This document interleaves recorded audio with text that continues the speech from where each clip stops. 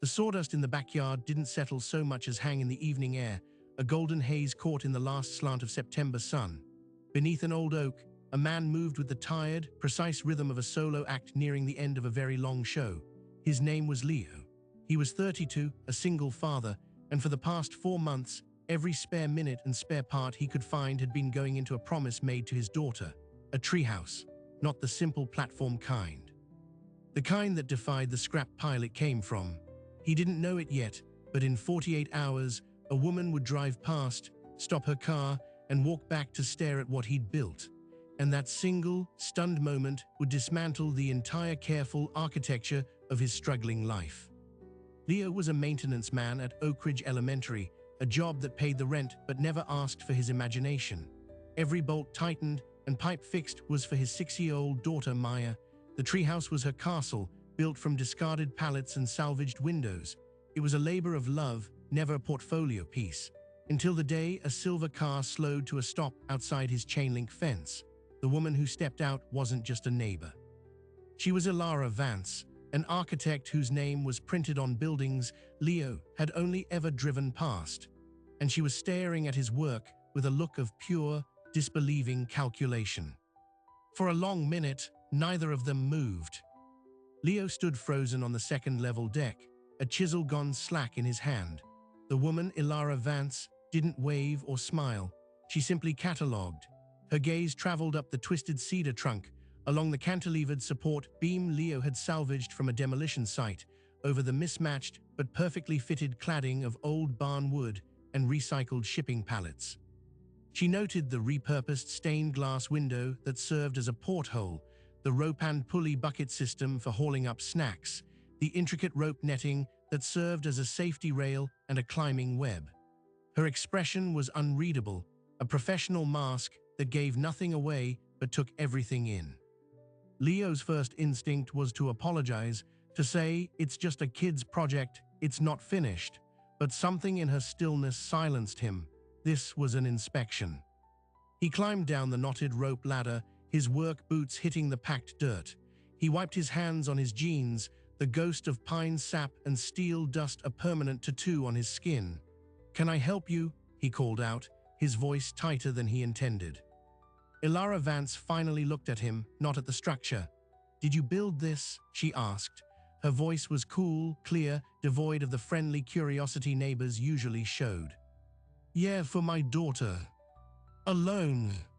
Yeah." She nodded once, a short, sharp dip of her chin. Then she did something extraordinary. She unlatched the simple gate hook Leo had fashioned from a bicycle spoke, pushed the chain-link gate open, and walked into his backyard.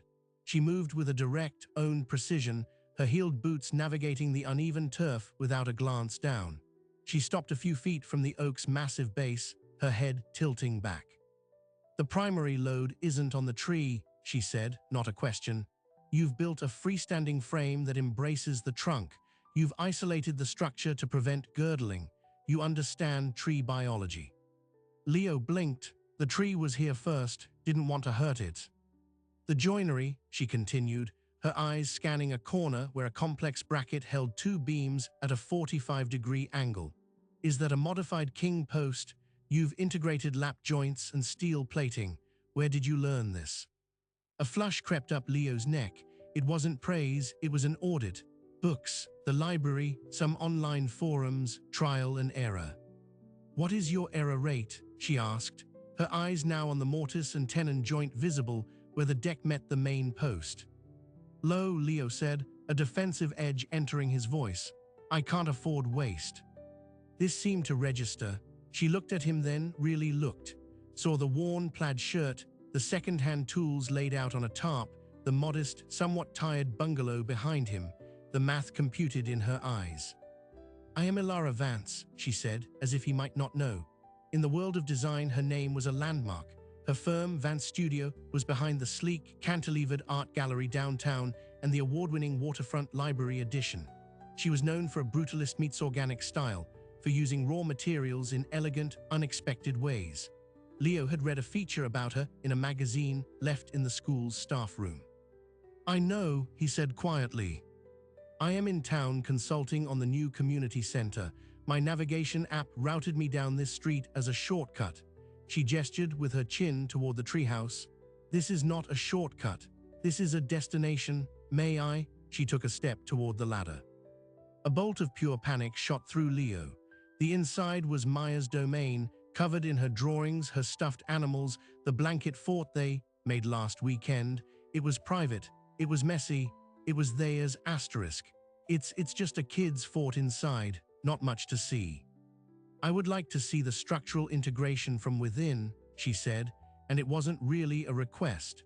Her tone left no room for argument.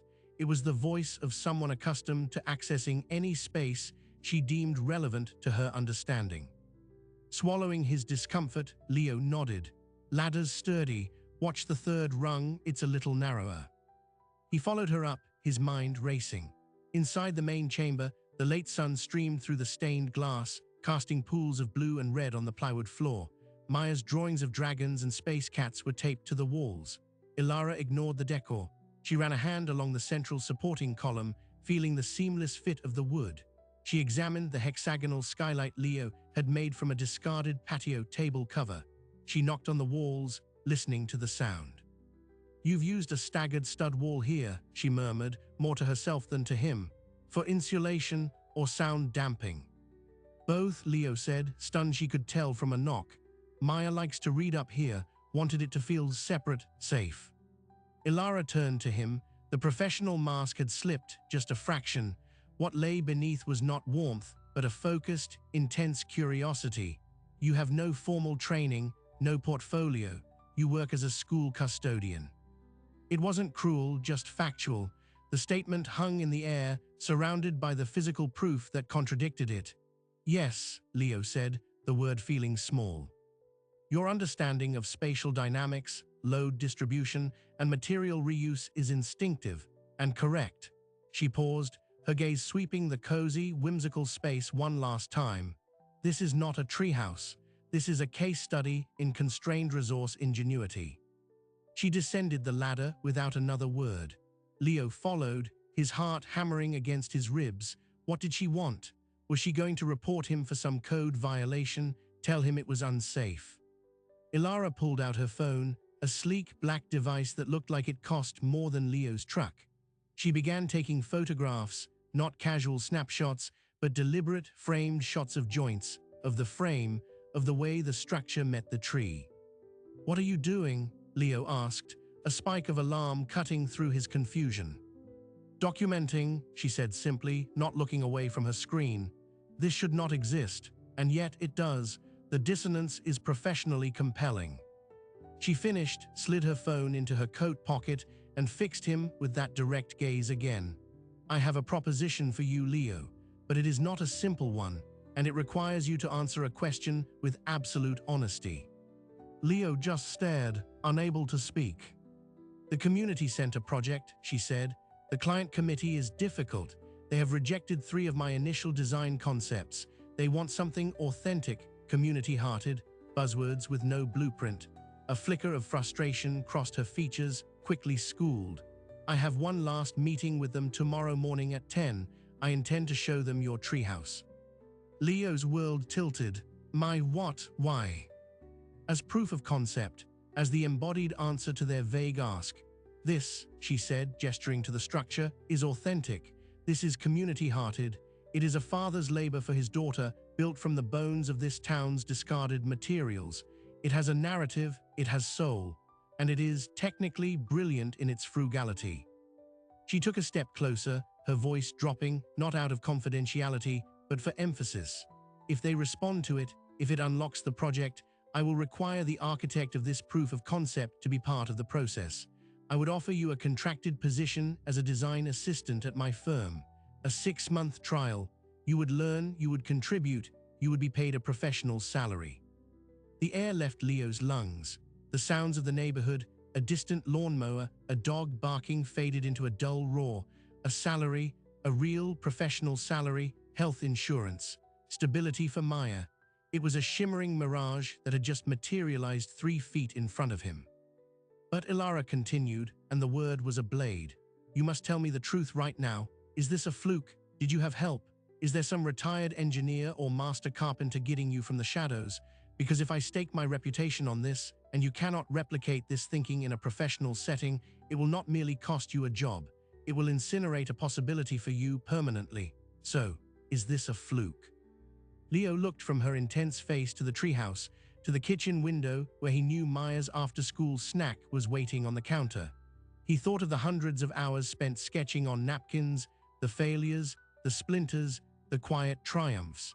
He thought of his daughter's face when she saw her reading Nook for the first time. "No," he said, his voice rough but clear, "it's not a fluke."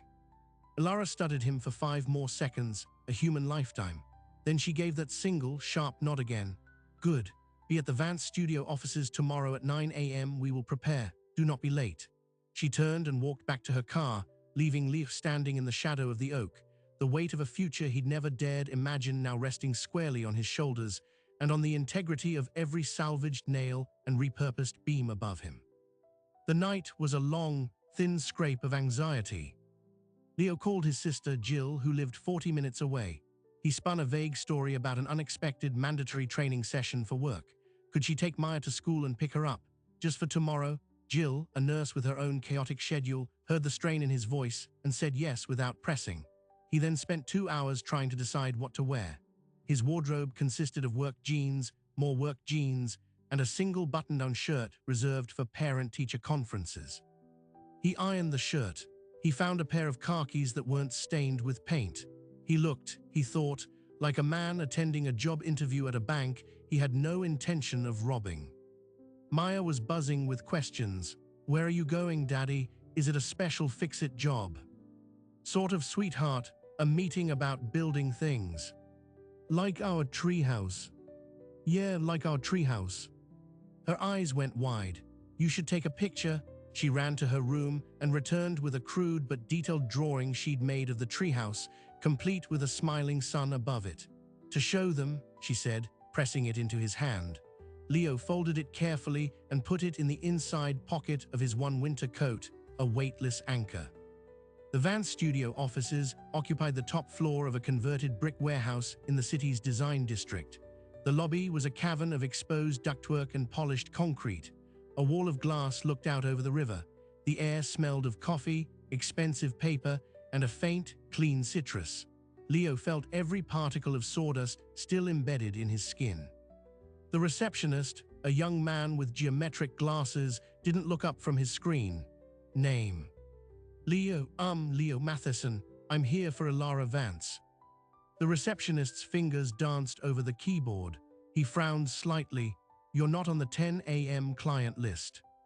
"No, I have a 9 a.m. with Ms. Vance herself." That got his attention. He looked up, his gaze doing a quick professional inventory of Leo's coat, his khakis, his nervous posture. One moment, he picked up a phone, spoke in a low murmur. "You can go up, elevator to the 4th, she's in the West Studio." The West Studio was not a room, it was a landscape. A vast, open space flooded with morning light from floor-to-ceiling windows. Dozens of drafting tables, some digital, some analog, were arranged in clusters like islands. Models of buildings, sleek towers, undulating museums, bridges that looked like frozen music, sat on plinths. The hum was a mixture of focused silence, the scratch of pens, and the low murmur of conversations about load-bearing facades and biophilic integration. Everyone was dressed in what Leo could only describe as architect black, simple, monochromatic, impeccably cut. He was a smudge of beige and anxiety in a sea of confident grayscale. Ilara Vance stood at a large table near the windows, surrounded by 3 other people. She saw him and without a greeting gestured him over. "Leo, this is Tomas, our senior project manager." A tall, silver-haired man with a perpetual frown gave a curt nod. "Sophie, our lead structural engineer." A woman in her 30s with her hair in a severe bun offered a thin, analytical smile that didn't reach her eyes. "And Mark, from Visual Communications." A younger man with a tablet gave a distracted wave. "We have 50 minutes, Ilara said, her voice cutting through the ambient noise. She tapped a large printout on the table, a sleek, cold rendering of a geometric building. "This was our last proposal for the Oak Ridge Community Center. Glass, steel, clean lines. It was rejected for being aloof and corporate." The committee's words. She pushed it aside with clear disdain. Next to it, she placed several photographs she had taken of Leo's treehouse. The contrast was jarring. Warm, textured, imperfect wood against the sterile rendering. Tomas let out a low breath. "Ilara, you cannot be serious." "I am entirely serious," she said, her voice flat. "The committee wants authentic and community-hearted. This," she pointed to the treehouse photo, "is the physical manifestation of those empty adjectives. It was built by a member of their community, for his family, with zero budget using local, discarded materials. It tells a story they want to hear." Sophie, the engineer, leaned in, peering at a close-up of a joint. "The craftsmanship is surprisingly competent, but it's a treehouse. The scale, the codes, the materials requirements for a public building are orders of magnitude different." "I am aware of building codes, Sophie," Ilara said, a flicker of ice in her tone. "We are not proposing to build a giant treehouse. We are proposing to use its asterisk narrative and its design philosophy as a key: constrained resource ingenuity, biomorphic form, tactile, humble materials used with respect." She turned to Leo. "Explain to them your process. For the treehouse, start with the first thing you did." All eyes turned to him.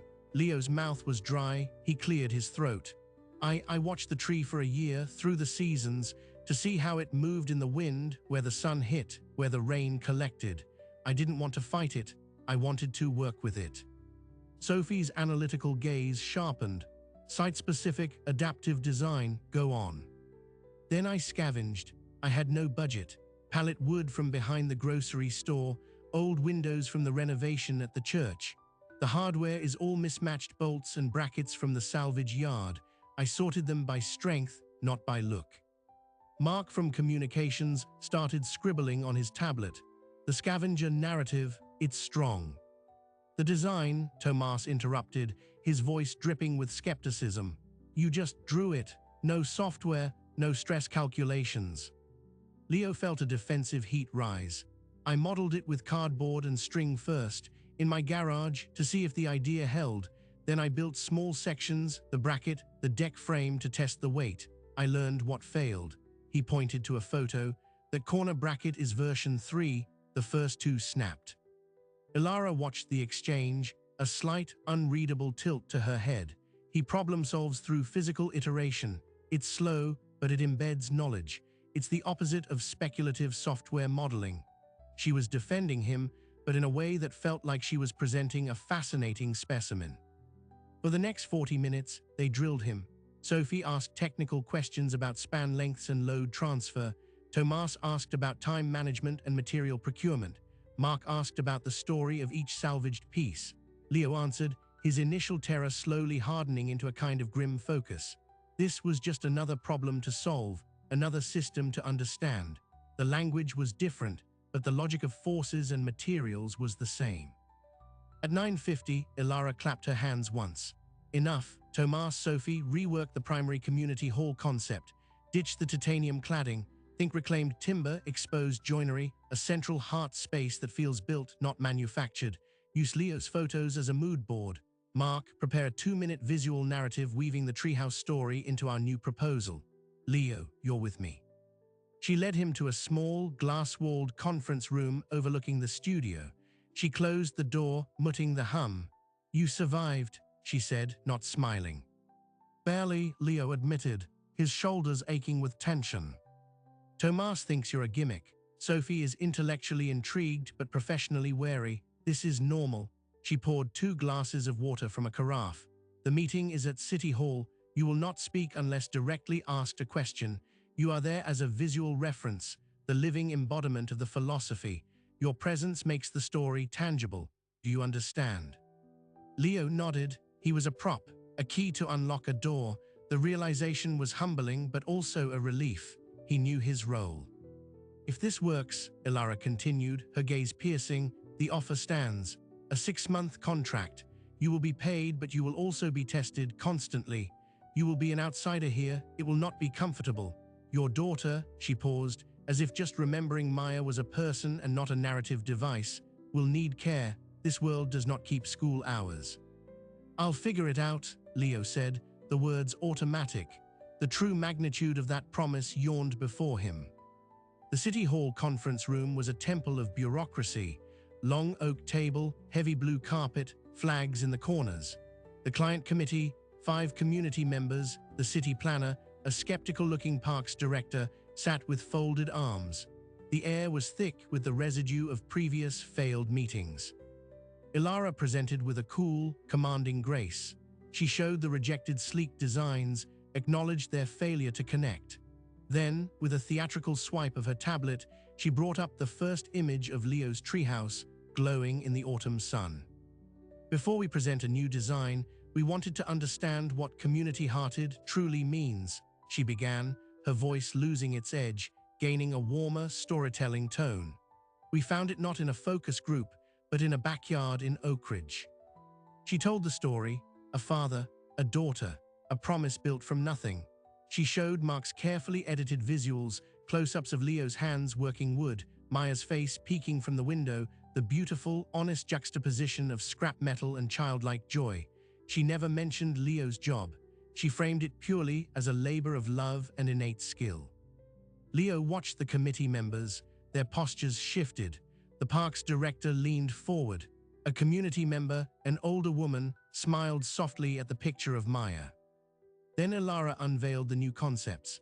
They were breathtaking. A community hall with a soaring timber trussed roof that echoed the treehouse's king post structure. Walls clad in reclaimed brick and wood, with visible, beautiful joinery. A central courtyard designed around an existing oak, with a play structure that was a direct, abstract homage to Leo's pulley system and rope nets. It was professional, polished, but it had a soul.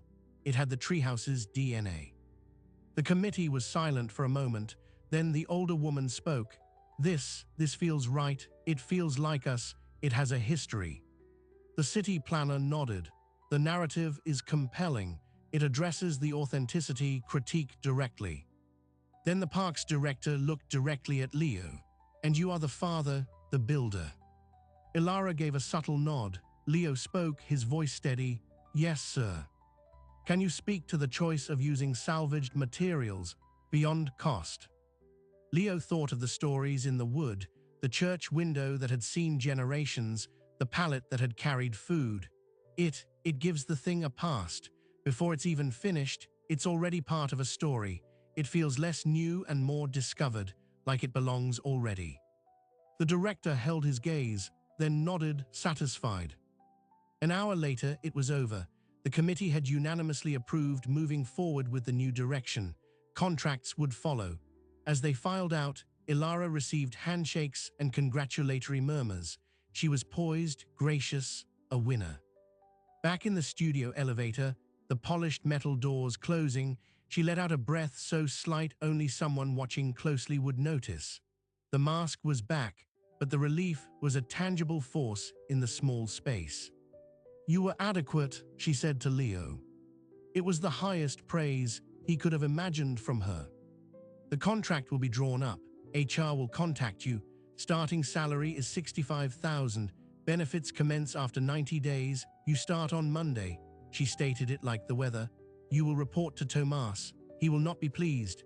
Your first task will be to assist the materials team in sourcing reclaimed timber for the project. Your practical experience will be relevant. 65,000. The number echoed in Leo's skull. It was more than double what he made now. Health insurance, stability. Thank you, he said, the words utterly insufficient. Do not thank me, she said, the elevator doors opening to the studio's hum.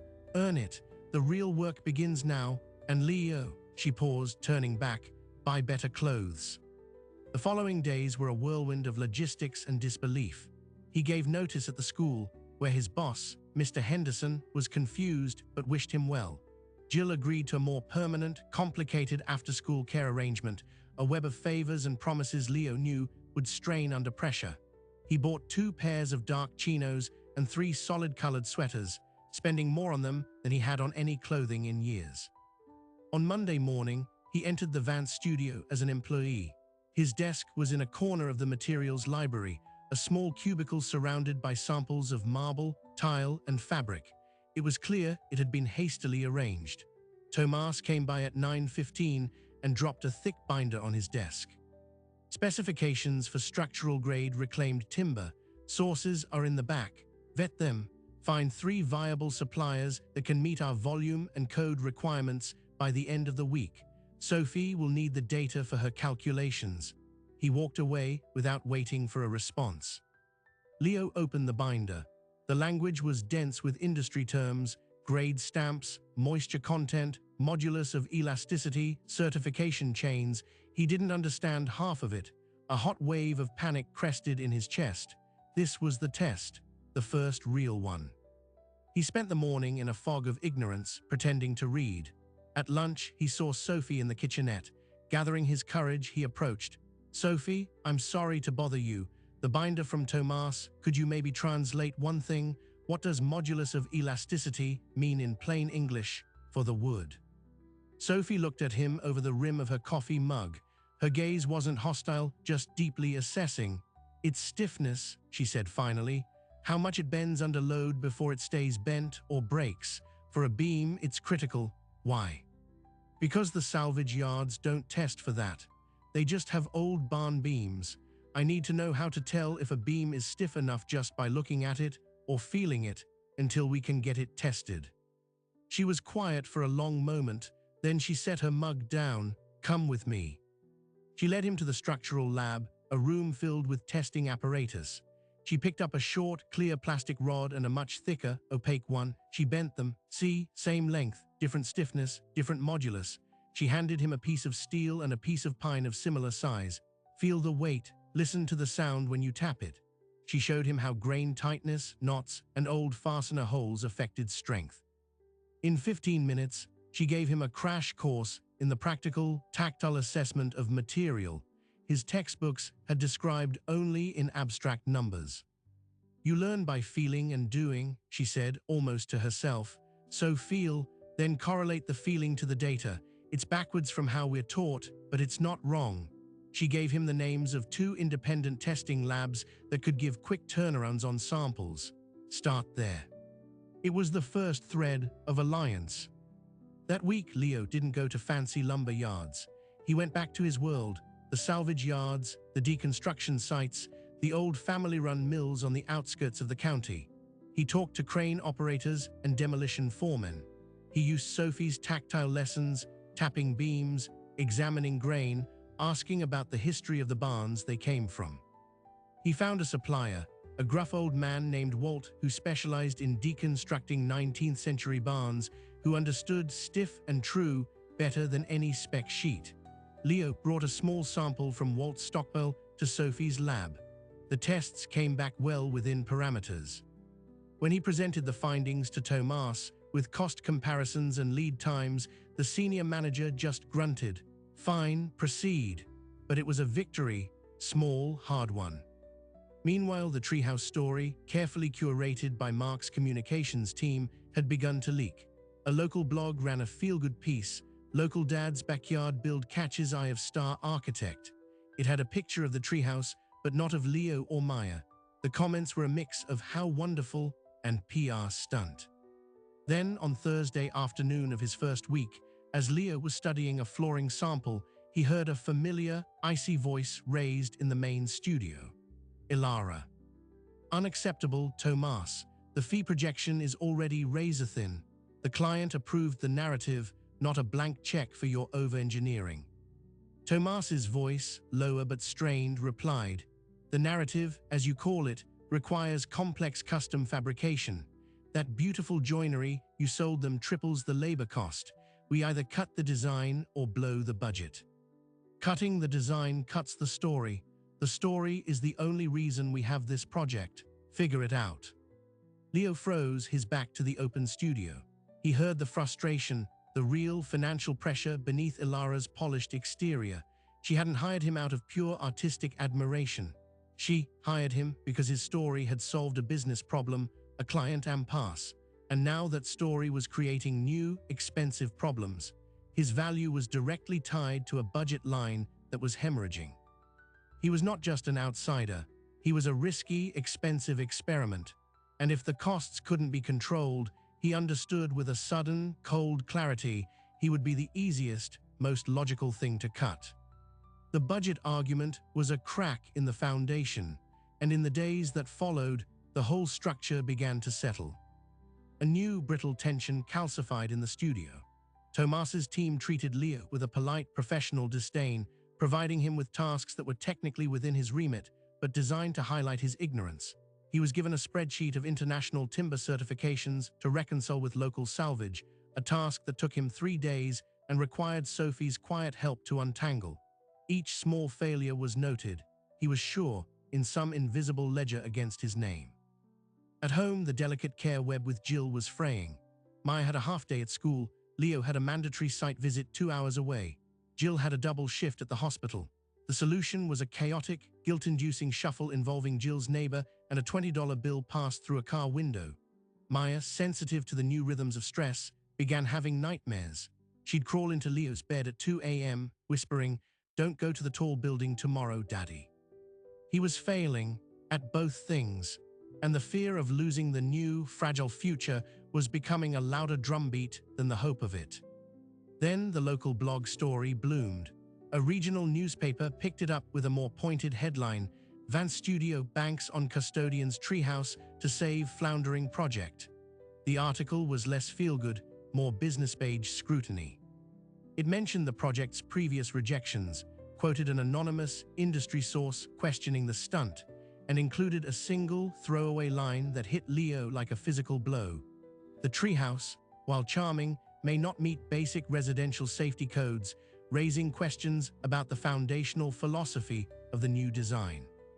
It was a glancing blow to the firm, but a direct hit to Leo. His work, the one thing he knew was sound, the one thing he'd built for Maya, was being called unsafe. A public doubt was now seeded. Ilara summoned him to her office that afternoon. Her space was a minimalist cell of glass and bleached wood. She stood at the window, her back to him, holding a printout of the article. "This is noise," she said, her voice clipped. "Ignore it." "They're saying the treehouse isn't safe," Leo said, the words raw. "They are implying there is a difference. Implications are manageable." She turned. Her face was all sharp angles in the afternoon light. "What is not manageable is internal dissent. Tomas is using this article to lobby the partners for a design simplification that would render your role less central." Leo's stomach dropped. "What does that mean?" "It means we need to move from narrative to demonstrable, quantifiable value, immediately." She walked to her desk and tapped a large roll of drawings. The community center's central heart space, the timber-framed hall, the joinery is the critical path. The fabricator we contracted is now quoting triple the original estimate due to the unorthodox details. Tomas wants to replace the custom brackets with standard steel plates. It would save $120,000. It would also gut the soul of the design. She fixed him with that laser gaze. "You told me you could replicate the thinking. Can you replicate the asterisk doing, not in your backyard with salvaged hinges, here, at scale, with a team watching?" "What are you asking?" "I am asking you to design and build a full-scale mock-up of the primary structural joint. In our workshop, in 1 week, using the actual reclaimed timber we've sourced. You will have the shop technicians at your disposal, but you will be the lead. If you can prove the joint is buildable, efficient, and beautiful without a custom fabricator's exorbitant cost, you silence Tomas. You validate my gamble. You save the design." The scale of the challenge was dizzying. He'd be working with massive beams, industrial tools, under the judgmental eyes of professional craftsmen. "And if I can't? Then we go with steel plates, and your contract, which is tied to the innovative materials process, will be reviewed for necessity." It was a test that would decide everything. The studio's workshop was a cathedral of industrial might. Computer-controlled saws, hydraulic presses, tools that cost more than Leo's truck. The two shop techs, a burly man named Carl and a younger woman named Danny, watched him unroll his drawings with skeptical curiosity. His plans were not digital schematics from the firm's software, but hand-sketched diagrams on large sheets of butcher paper, with notes in the margins about tooling sequences and potential pitfalls. "You've never run a CNC mill, have you?" Carl asked, not unkindly, as Leo stared at the monstrous machine. "No," Leo admitted. "Then we do it the hard way," Danny said, a slight grin on her face. She was an artist who'd come up through furniture making. She recognized the hand-drawn plans. They spoke her language. For the next 6 days, Leo lived in the workshop. He learned to trust Carl's encyclopedic knowledge of the tools and Danny's intuitive feel for material. They became a unit. Leo would explain the asterisk by asterisk, the transfer of force, the marriage of the two timber species, the need for the joint to be both a connection and a visual statement. Carl would figure out the asterisk how on the big machines. Danny would handle the intricate hand carving needed to fit the pieces together like a three-dimensional puzzle. It was brutally hard. On the third day, a miscommunication led to a critical beam being cut an inch too short. $1,000 of rare, reclaimed oak ruined. Leo expected rage, dismissal. Instead, Carl clapped a heavy hand on his shoulder. Now you know why we have checklists. We'll recut. It's just time. It was the first time Leo felt like part of a crew, not a specimen. At home, he was a ghost. He'd kiss a sleeping Maya goodnight, his clothes smelling of sawdust and sweat. Jill's texts grew terser. The cost of his dream was being paid in the quiet resentment of his family. The day before the mock-up was to be presented to Ilara and the senior team. Leo and Danny were putting the final touches on the joint, hand-sanding the interior faces that would never be seen because, as Leo insisted, the wood will know. His phone buzzed. It was Jill. He stepped into the hallway, the noise of the shop fadding. "Jill, I'm in the middle of..." "She's sick, Leo." Jill's voice was flat with exhaustion. "Fever, 102. I'm at the hospital for another 8 hours. My neighbor can't take her. You need to come." He looked at the nearly completed joint, a thing of profound beauty and strength. He looked at the clock. The presentation was in 18 hours. The final glue-up, a critical 8-hour process, was scheduled to start in 20 minutes. I can't leave right now. It's the most important part." A long, cold silence. "Then what am I supposed to do, Leo? Leave my job? This was your dream, not mine. I'm bending over backwards, and you're telling me you can't come get your sick daughter." The guilt was a physical weight crushing his lungs. "I'll figure it out, just give me an hour." He hung up, his hand shaking. He walked back into the shop. Danny took one look at his face. "What's wrong?" "My daughter, she's sick. My sister can't stay with her. I have to go." Carl frowned. "We're about to start the glue-up. If we don't do it now, it won't cure in time for the presentation. The clamps have to stay on for 8 hours straight." Leo felt the world splitting in two, the irreplaceable professional moment and his child who needed him. There was no choice. There never really was. "I have to go," he repeated, his voice hollow. Danny and Carl exchanged a look. "Go," Danny said. "We'll do the glue-up." Leo stared at her. "You don't know the sequence. The pressure points are specific. If it's off by a fraction, it weakens the whole." "So draw it," Carl said, grabbing a notepad. "Step by step, like your butcher paper. We can read. We know glue. Go be with your kid." With trembling hands, Leo sketched the clamping sequence, the order of operations, the specific torque for each clamp. He explained it twice, pointing at the joint. Then he ran. He drove to Jill's, a 30-minute trip that felt like an eternity. He picked up a feverish, crying Maya, bundled her into his truck, and took her home. He spent the evening on the couch with her, watching cartoons, cooling her forehead with a cloth. He texted Danny every hour. "Phase 1 set, pressure even." The replies came, with photos, "All good, stop worrying." At 2 in the morning, Maya's fever broke. She fell into a deep, calm sleep. Leo sat on the edge of her bed, watching her breathe. He pulled out his phone. The final photo from Danny showed the fully clamped joint, a monstrous, beautiful sculpture of wood and steel, exactly to his specifications. The caption read, "It's a beast. It's perfect. Now get some sleep." He didn't sleep. He arrived at the studio at 6 a.m., the sky still dark. The workshop was silent. The mock-up stood under work lights, the clamps removed. The joint and interlocking embrace of 2 massive oak beams was breathtaking. It was structural poetry. He ran his hand over the seamless meeting of the woods, the only evidence of the connection, the elegant, exposed shoulders of the timber. It was stronger than steel plates, and it was alive. At 10 a.m., the senior team filed into the workshop. Ilara, Tomas, Sophie, two other partners Leo didn't know. Their faces were unreadable. Tomas carried a tablet with cost comparisons. "Well," Tomas said, without preamble, "let's see the salvage solution." Leo took a deep breath. He began the presentation he'd rehearsed in his head all night. He explained the joint, the forces, the build process. He showed them the failed beam from earlier in the week, a teaching tool. He handed them a sample of the finished connection, letting them feel its solidity. He presented Danny's time logs and Carl's material usage report. The total cost, even with the wasted beam, was 1/3 of the fabricator's quote.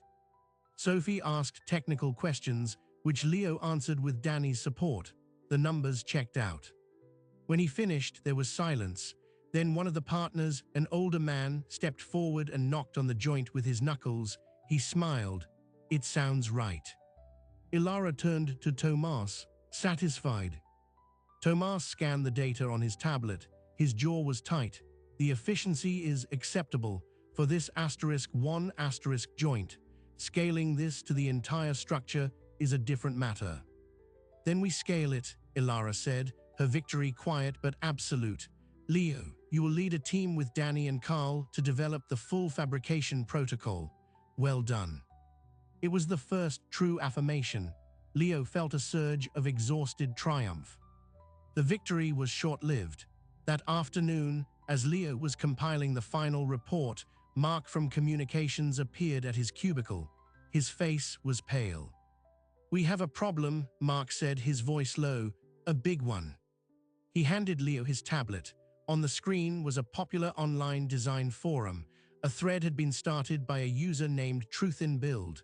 The title, "Vance Studios, Community Hero, is a fraud." Leo's blood ran cold. He scrolled. The post was detailed.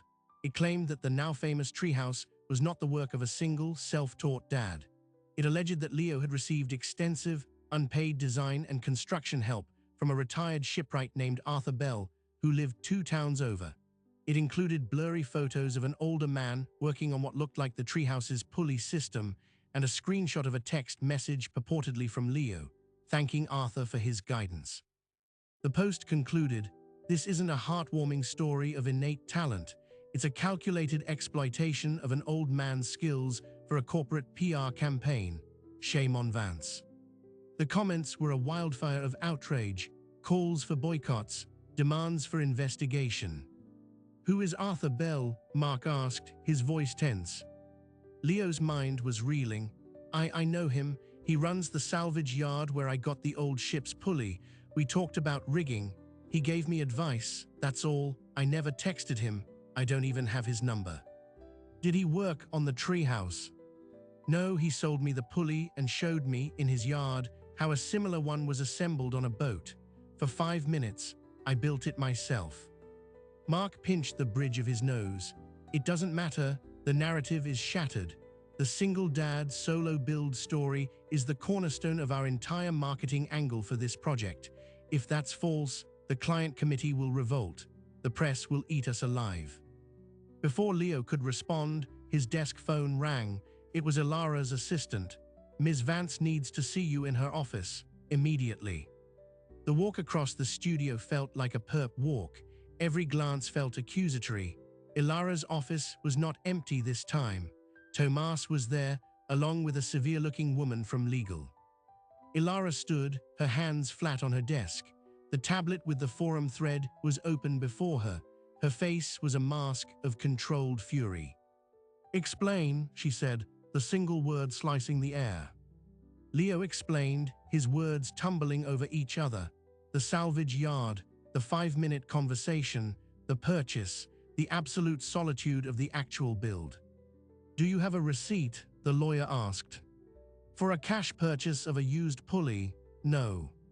"Witnesses?" Tomas asked, a note of grim satisfaction in his voice. "My daughter, she's 6.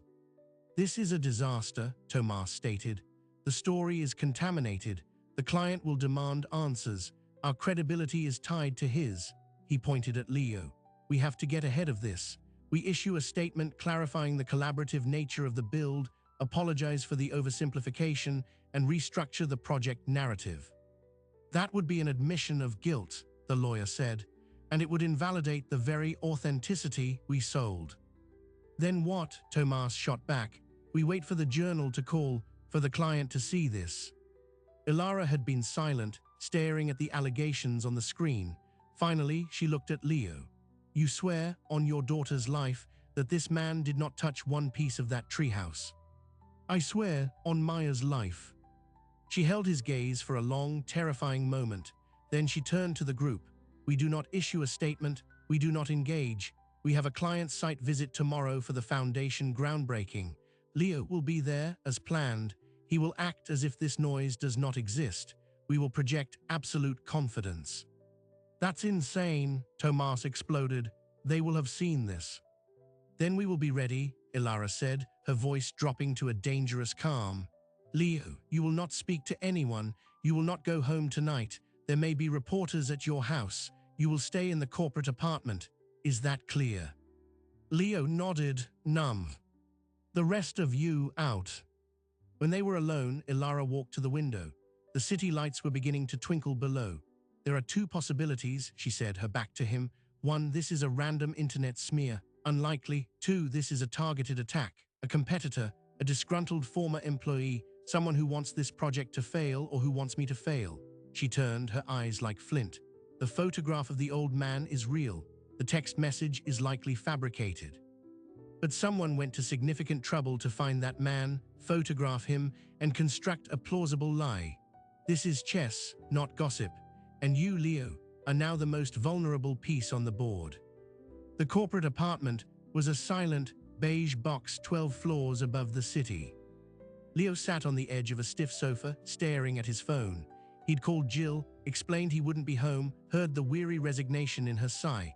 He'd talked to Maya, her voice small and confused over the line. When are you coming home, Daddy? Soon, sweetheart, I promise. The promise felt hollow, a coin spent too many times. He couldn't sleep. The forum thread was growing, metastasizing into other social media platforms. The narrative was crystallizing. The hardworking single dad was a lie, a puppet for a cynical firm. The treehouse, his sanctuary, his gift to Maya, was being recast as a prop. At 6 a.m., a car sent by the studio picked him up.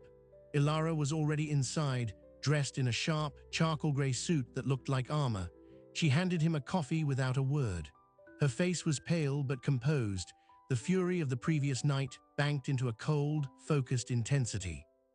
The strategy is containment through confidence, she said as the city blurred past.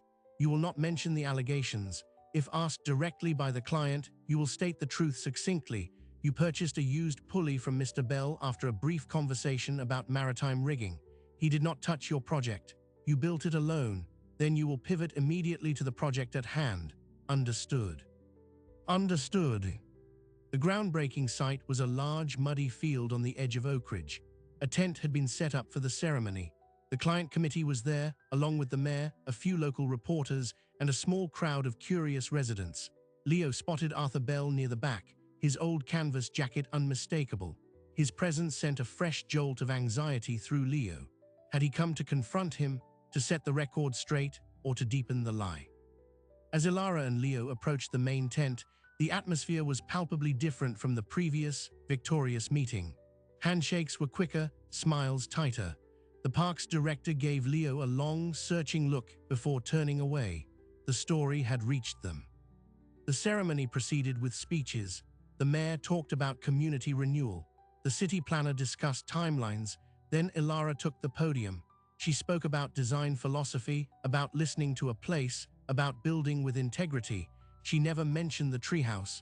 She never mentioned Leo. It was a glaring, deliberate omission. She was walling off the project from the spreading infection.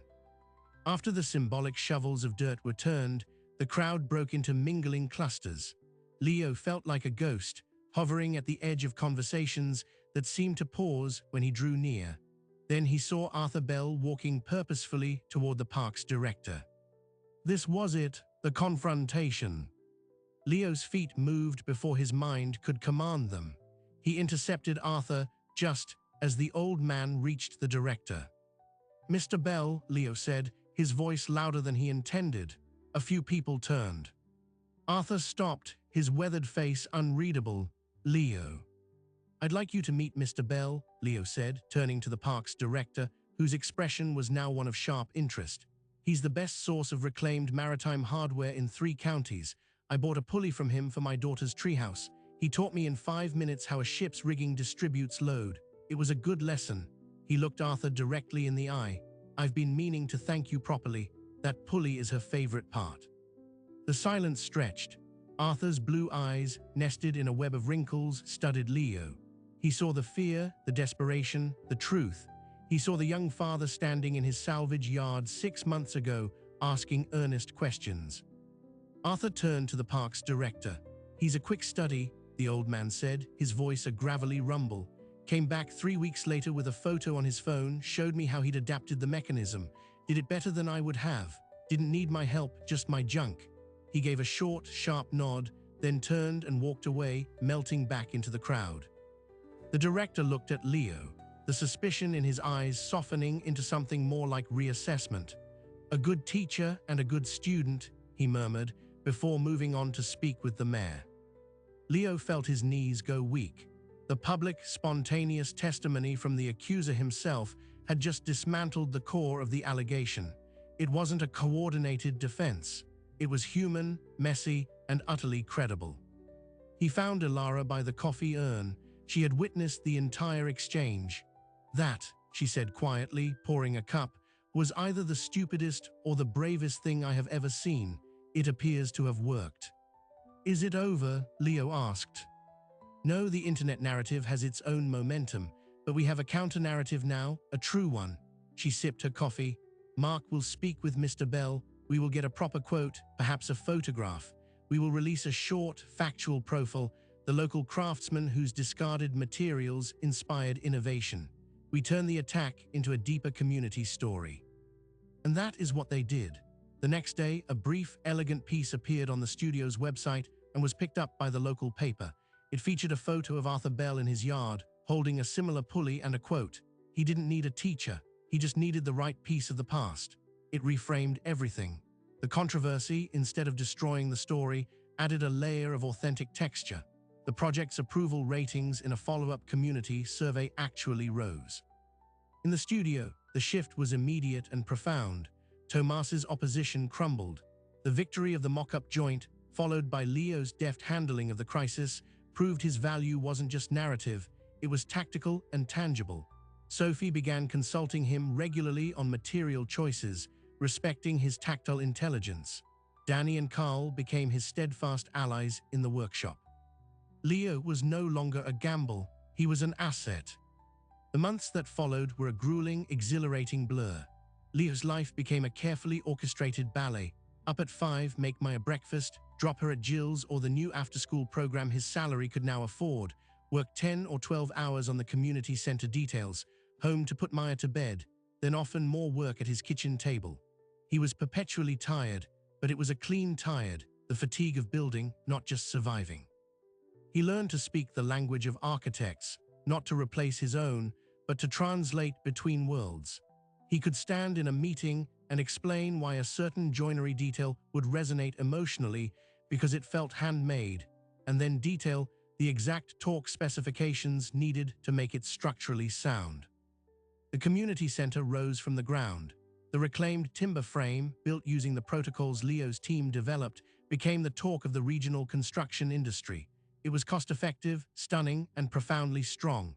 Bloggers and journalists came to see the Treehouse-inspired hall. Leo was often asked to give small tour. He always ended them at the central courtyard, under the preserved oak tree, pointing to the play structure. That's for the kids, he'd say. It's the most important part. One afternoon in late spring, with the building nearly enclosed, Ilara found him in the heart space, supervising the installation of a massive skylight. She stood beside him, looking up at the intricate timberwork glowing in the sun. The partners have approved making your position permanent, she said, her voice echoing softly in the vast room, with a senior title, design and materials specialist, and a significant raise. Leo absorbed the news. Permanent, stability, a future he could map. Thank you. Don't, she said, still looking up. You delivered what I hired you for, and then you delivered what I didn't know I needed. You forced a rigor into this firm, a connection to the physical consequence of our lines on paper. She finally looked at him, and for the first time he saw something akin to respect in her eyes, devoid of clinical analysis. You built a treehouse for your daughter, and in doing so, you rebuilt the foundation of this project and perhaps a small part of this company. That is not a thank you, that is a fact. It was the closest she would ever come to a compliment. The opening gala for the Oak Ridge Community Center was held on a warm September evening, exactly 1 year after Elara Vance had first stopped her car.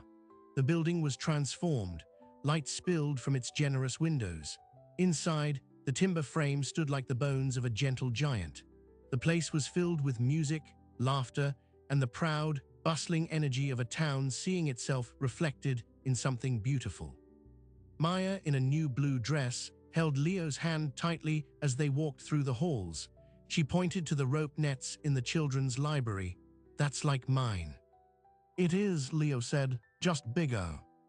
They found the dedication plaque in the main hall. It listed the major donors, the city, Vance Studio, and at the bottom, a line read, "Inspired by a promise built in an oak tree for a daughter named Maya." Maya traced the letters of her name with a solemn finger. "That's me. That's you, sweetheart." At the edge of the crowd, Leo saw Arthur Bell wearing a slightly less battered jacket, sipping punch and talking with the park's director. The old man caught his eye and raised his cup in a small, slow salute. Later, as the festivities wound down, Leo stepped outside for air. He stood on the new terrace, looking back at the glowing building. Elara joined him, holding 2 glasses of champagne. She handed him one. "A year ago," she said. "A year ago," he echoed. They stood in silence, 2 very different people who had, through a strange alchemy of need, grit, and timber, forged an unshakable professional bond. "What will you build next?" she asked, not looking at him. Leo thought of Maya, of the stable home he could now provide, of the quiet confidence settling in his bones. He thought of the treehouse, dark and quiet under the same stars.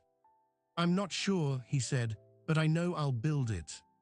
The final surprise came not in a grand revelation, but in a quiet filing the following week. A rival firm, known for undercutting bids with cheap, overseas fabrication, suddenly lost 2 major municipal contracts. Industry whispers suggested a coordinated leak of documents showing their systematic use of substandard materials and exploitative labor. The source of the leak was never identified. But Leo, remembering the cold fire in Elara's eyes when she spoke of chessboards and vulnerable pieces, had a suspicion. The attack on him had been a move in a larger game. And Elara Vance, it turned out, was a master player. She had protected her project, and in doing so, had decisively checkmated an enemy he never knew he had. Life didn't become a fairy tale. There were still long days, missed school events, and complicated schedules. But the fear was gone, replaced by the solid, satisfying weight of meaningful work. One Saturday morning in October, Leo and Maya were in their backyard. The treehouse needed some maintenance before winter. As Leo tightened a bolt, Maya, sitting on the deck with her legs dangling, said, "Daddy, do you like building the big house more than our house?" Leo stopped. He put down his wrench and sat beside her. "The big house is important. It helps a lot of people. But this house," he said, tapping the deck beneath them, "this is where my heart lives. This is the first thing I ever built that truly mattered, because I built it for you." She leaned her head against his shoulder. "I like that you build things." "Me too, kiddo, me too." He looked at the treehouse, then at his hands, no longer just the hands of a maintenance man, but the hands of a builder, a designer, a father. The journey that began with a curious architect and a photograph had come full circle, not to end, but to rest on a foundation that was now unshakably solid. The wiper blades on his new, reliable truck still scraped against the rain, but the sound was different now. It was the sound of moving forward on a road he had built himself. The story of a treehouse and a community center is, on one level, a simple story of chance and change. But on another, it's a map of a deeper, more silent country we all inhabit, the landscape of latent potential. It asks an uncomfortable question: How many Leo Mathesons are out there right now? How many people possess a profound, untapped genius for making, for building, for solving physical problems with their hands and their hearts, who will never be seen by an Ilara Vance driving past on a shortcut? We celebrate the stories of talent discovered as if the discovery itself is the miracle. But the real miracle is the talent that persists in the dark, without audience, without portfolio, without permission. It is the father building a castle from scrap for an audience of one. It is the mother sketching designs after the kids are asleep. It is the quiet, stubborn act of creation that asks for no reward beyond its own existence. Leo's journey exposes the fragile bridge between that hidden world and the world of recognized profession. It's a bridge built on visibility, yes, but also on a dangerous, exposing faith. He had to believe the treehouse was more than a hobby. Ilara had to believe a custodian could think like an architect. The town had to believe a story built on salvage was worth millions of their dollars. At any point, a failure of that faith would have collapsed the entire endeavor. This is not a story about a lucky break. It is a story about the infrastructure of luck. It's about the mentors like Sophie who translate, the allies like Danny and Carl who share their tools, the Arthurs who offer a piece of the past without expectation. It's about the systems, both rigid and fluid, that either allow a person to cross from one life to another or that forever keep them on the other side of a chain-link fence. The community center now stands, a permanent part of Oak Ridge's skyline, but the most enduring structure built wasn't made of timber and glass. It was the recalibration of a man's life. It was the proof, written in beams and joints and a steady paycheck, that the value he carried inside him had a name, a purpose, and a place in the world. So the next time you drive past a modest house, a cluttered garage, a backyard project that seems overly ambitious, look twice. You might be witnessing a masterpiece in its native habitat, waiting only for the right light to fall upon it. The world is full of extraordinary things built by invisible hands. The true challenge isn't finding them, it's building a world that knows how to see. Thank you for watching. If you found this story of hidden talent and second chances compelling, please consider subscribing. Your support helps us bring more deep dive documentaries on the unseen architects of our world right to your feed. Until next time.